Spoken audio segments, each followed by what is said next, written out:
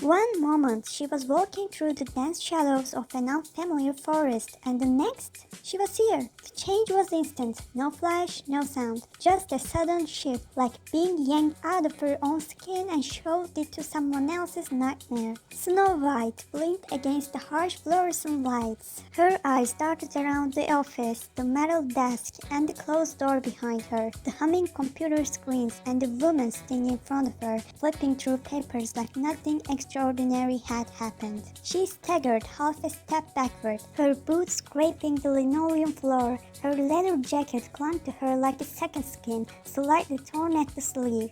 She could still feel the cold air from the forest on her neck, and yet here it smelled like the burnt coffee and bureaucracy. "What the actual fuck?" she muttered. Behind the cold grey desk sat Margaret, the same stone-faced woman who had welcomed Cinderella days earlier. But this wasn't a welcome, this was a detonation. Margaret didn't even look up from her files. "You're late." Snow White let out a humorless chuckle. "Oh, I am late? Maybe I would have been on time if I hadn't fallen through a fucking glowing hole in the sky." Margaret's eyes remained fixed on her paperwork. "Language." "Language?" Snow White's voice climbed with incredulity. "Lady, do I look like I give a shit about language right now?" Margaret finally looked up, her expression as dry as week-old toast. "June Black. Born. Well, apparently never. No birth records, no family, no address. How charming." "June who?" "You. That's your name here," Margaret replied, sliding an ID card across the desk with two fingers like she was disgusted to touch it. "Take it." Snow stared at the card like it might bite her. A grainy photo of her own confused face stared back under the name June Black. "This is some kind of joke." "No joke," Margaret said, folding her arms. "You fell through the crack just like the rest of them. Now you belong here. Welcome to administrative limbo." Snow White took the ID, but her grip was stiff, uncertain. "You expect me to believe this? That I'm just suddenly June fucking Black and nobody's gonna explain how I got here?" "Correct. You are not serious." "I am never more serious than when I'm explaining basic logic to screaming idiots in ripped jackets." Snow's eyes narrowed. Margaret slowly lifted her gaze. "You are June Black. That's the name on your ID. That's who you are now." That's when the first spark of something old and dangerous lit behind Snow White's eyes. The confusion was fading, replaced by anger, by suspicion, by an all too familiar paranoia. Her fingers clenched the ID tighter. Something wasn't right. This woman, the tone, the control, the smugness, the audacity. It was her. It had to be. Another trick, another disguise. Her voice dropped into a hiss. No, this is you again, isn't it?" Margaret's eyes didn't flinch. "You," Snow said, taking a step forward. "This is your new costume." "What? Did you run out of dusty cloaks and poisoned apples? Playing the kingdom's worker now? How original." Margaret blinked. "Excuse me?" Snow White jabbed her finger at her, fire returning to her face. "What is this, huh? A new spell? Another mindfuck? Let's gaslight the princess again, day?" "Sit down," Margaret growled. But Snow White was already going. The ID slammed onto the desk. "Look at me, woman. You think you're so high and mighty? But let me tell you one thing. I am the fucking Snow White, alright?" Margaret stood up abruptly, knocking over her chair. "You are nothing in this world. Get the hell out of my sight." "Oh, you think I want to be in your moldy little office, you wrinkled toad?" "You're lucky we are having this conversation," Margaret spat. "Do you think people on the outside will help you? You will be sleeping on silver grates talking to pigeons." "I don't need anyone's help. I'm the fucking princess. I can do whatever I want." Margaret's smirk was ice. "Not anymore, darling. I will watch you with satisfaction when you crumble on the street, begging for pennies miserably alone. Who the hell do you think you are?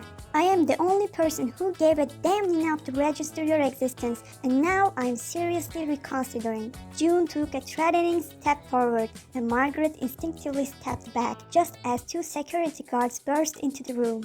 "Ma'am," one of them asked. "She's done," Margaret said with ice in her voice. "Get her out of here." "Don't fucking touch me," June barked as one of them reached for her arm. "I swear to every fucking creature in the forest I will bite you." She was struggling as they grabbed her shoulders, shoving her toward the door. "You are all in on it," she yelled as they dragged her away. "This is a trap. She's a witch. A witch. Do you hear me?"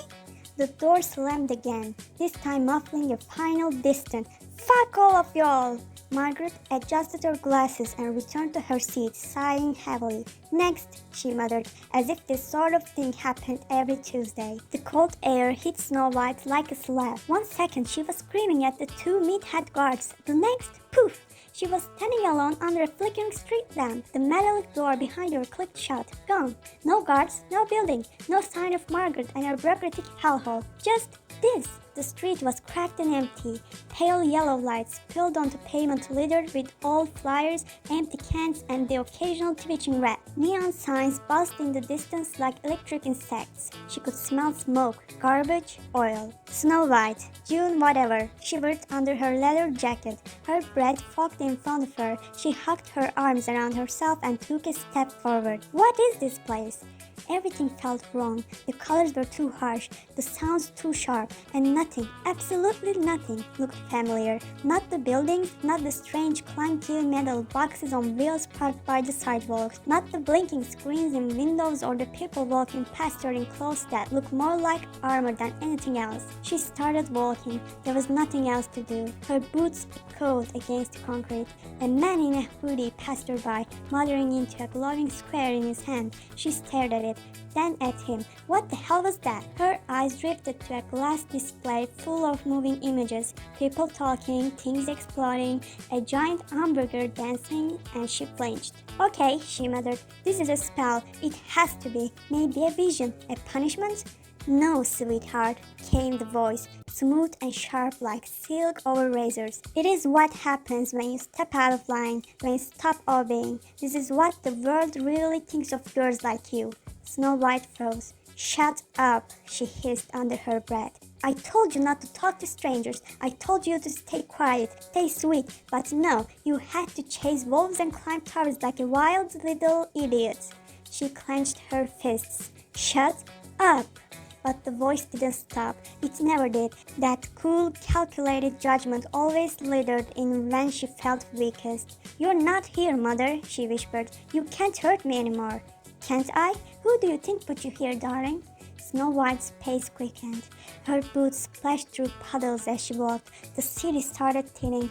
Fewer lights, fewer people. The buildings became warehouses and boarded-up shops. The glow of civilization faded into pale gray nothing. She kept walking and walking and walking. Her feet ached. Her throat was dry. She didn't know where she was going, only that it needed to be far. Far from the blinking lights. Far from Margaret, far from her. It's her, Snow White muttered. It has to be her. She sent me here. She always hated me, always feared what I had become. So she exiled me. A bitter laugh escaped her lips. Classic. Rewrite the ending, crown yourself the only queen, and poof, Snow White disappears. She passed rusted fences, broken vending machines, and alley where something growled low in the dark. Still, she walked. She could feel her energy draining. Her muscles protested. Her mind buzzed with the static of too many thoughts. The leather jacket wasn't enough to fit the cold anymore. Eventually, the world flattened out into silence. The city was behind her now. In front of her, shadows, old roads, and fields of nothing. A few scattered buildings, storage containers, forgotten spaces. She squinted. One building, low and wide, with a slanted roof and broken windows, looked abandoned. Her legs moved before her brain approved. She stumbled toward it, each step heavier than the last. When she reached the door, it took her 3 tries to push it open. It creaked loudly, but she slipped inside anyway, heart pounding. It was warmer here, not by much, but enough. The air smelled like old metal and rubber. A few beams of moonlight cut through dusty skylights. Tools hung on the walls. Boxes were stacked to the ceiling. There was a soft hum, like insects, but deeper, constant. She exhaled slowly. Okay, this is fine. I'll just sleep here, no big deal. She pulled her jacket tighter and stepped carefully between the boxes, but then... What the hell? She froze. Not her voice. Not her voice. She wasn't alone. A sudden burst of light flickered to life. She blinked. In the corner, surrounded by glowing screens and strange clicking machines, were 4 figures. 4 men huddled around a mess of wires, keyboards, and monitors. One guy had a neon blue hair. Another wore glasses. One of them had half his head shaved and was chewing a globe stick like it was candy. They all stared at her. She stared back. A machine let out the high-pitched beep. What the hell was that?